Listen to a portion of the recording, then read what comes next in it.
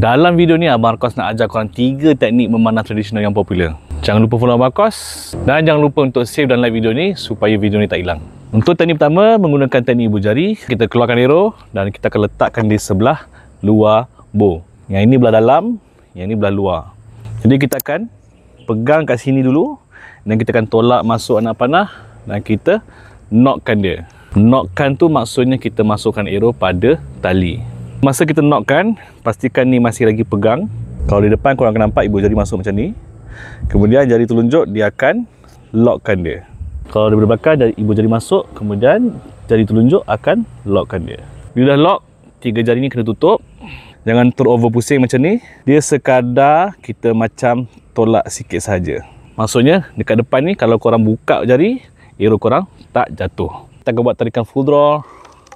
Tarikan full draw dan kita akan lepaskan anak panah.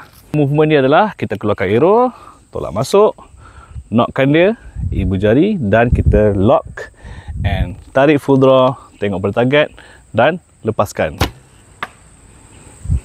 Faham setakat ni? So itulah dia teknik untuk ibu jari ataupun kita panggil sebagai thumb draw.